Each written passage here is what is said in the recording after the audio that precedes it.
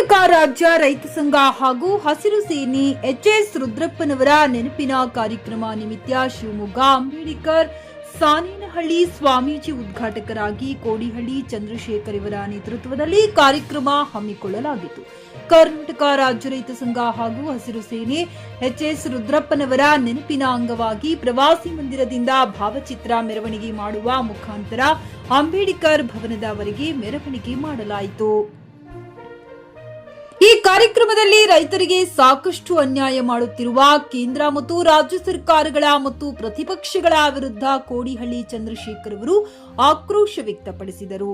ಈಗಾಗಲೇ ಕರ್ನಾಟಕ ರಾಜ್ಯದಲ್ಲಿ ಸಾಕಷ್ಟು ರೈತರಿಗೆ ಅನ್ಯಾಯ ವಂಚನೆ ಮಾಡುತ್ತಿದ್ದು, ನಾವು ಕರ್ನಾಟಕ ರಾಜ್ಯ ಮತ್ತು ರೈತ ಸಂಘ ಹಾಗೂ ಹಸಿರು ಸೇನೆ ಎಲ್ಲಾ ಜಿಲ್ಲೆಯ ಜಿಲ್ಲಾಧ್ಯಕ್ಷರು ಮತ್ತು ಪದಾಧಿಕಾರಿಗಳು ಸದಸ್ಯರುಗಳು ನಮ್ಮಲ್ಲಿ ಆದ ಕಾನೂನಲ್ಲಿ ಇರುವ ಹಕ್ಕನ್ನು ನಾವು ಪಡೆಯಬೇಕೆಂದು ಈ ಸಭೆಯಲ್ಲಿ ಕರ್ನಾಟಕ ರಾಜ್ಯ ರೈತ ಸಂಘ ಹಾಗೂ ಹಸಿರು ಸೇನೆ ರಾಜ್ಯಾಧ್ಯಕ್ಷರಾದ ಕೋಡಿಹಳ್ಳಿ ಚಂದ್ರಶೇಖರ್ ಅವರು ಸಭೆಯಲ್ಲಿ ತಿಳಿಸಿದರು.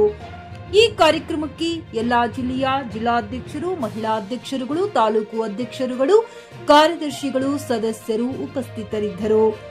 ಗಾರಲದಿನಿ Veeranagouda, GK news Kannada, Raichur.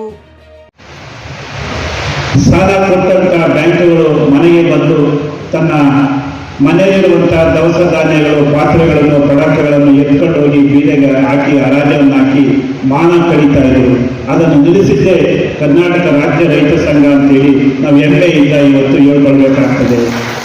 PUC ಮುಗಿಸಿ ನರ್ಸಿಂಗ್ ಮಾಡಲು ಹಾಗೂ ಫಿಸಿಯೋಥೆರಪಿ ಮಾಡಲು ಇಚ್ಛಿಸುವವರಿಗೆ ಉತ್ತಮ ಅವಕಾಶ. ಹುಮ್ನಾಬಾದ್ನ ಎಚ್ಕೆಡಿಇಟಿಯ Umadevi Patil college of nursing ನಲ್ಲಿ ಬಿಎಸ್ಸಿ ನರ್ಸಿಂಗ್ ಹಾಗೂ ಡಿಪ್ಲೊಮಾ ನರ್ಸಿಂಗ್ ಕೋರ್ಸ್ ಲಭ್ಯ ಹಾಗೂ ಭೀಮರಾವ್ ಪಾಟೀಲ್ ಕಾಲೇಜ್ ಆಫ್ ಫಿಸಿಯೋಥೆರಪಿನಲ್ಲಿ ಬಿಪಿಟಿ ಮತ್ತು ಎಂಪಿಟಿ ಸ್ನಾತಕೋತ್ತರ ಪದವಿ ಲಭ್ಯವಿದೆ. ಇಲ್ಲಿ ಪ್ರವೇಶ ಪ್ರಾರಂಭವಾಗಿದ್ದು, ಉತ್ತಮವಾದ ಕ್ಲಾಸ್ ರೂಮ್, ಅನುಭವವುಳ್ಳ ಅಧ್ಯಾಪಕರಿಂದ ಬೋಧನೆ, ಪ್ರತ್ಯೇಕ ಲ್ಯಾಬ್ಗಳ ವ್ಯವಸ್ಥೆ, ಹೈಟೆಕ್ ಆಸ್ಪತ್ರೆಯೂ ಲಭ್ಯವಿದೆ ಹಾಗೂ ವಿದ್ಯಾರ್ಥಿಗಳಿಗೆ ಪ್ರತ್ಯೇಕ ಹಾಸ್ಟೆಲ್ ವ್ಯವಸ್ಥೆಯೂ ಲಭ್ಯವಿದೆ. ಹಾಗಿದ್ರೆ ತಡೆಯಾಕೆ, ಹಿಂದೆ ಭೇಟಿ ನೀಡಿ. NH65 ರಸ್ತೆ, ವೀರಭದ್ರಗಿರಿ, ಸಿಂಗನಕೀರ ಕ್ರಾಸ್, ಹುಮ್ನಾಬಾದ್. ಹೆಚ್ಚಿನ ಮಾಹಿತಿಗಾಗಿ ಸಂಪರ್ಕಿಸಿ ಆಡಳಿತಾಧಿಕಾರಿ ಡಾಕ್ಟರ್ ಸದಾನಂದ ಪತ್ರಿ 9019078988.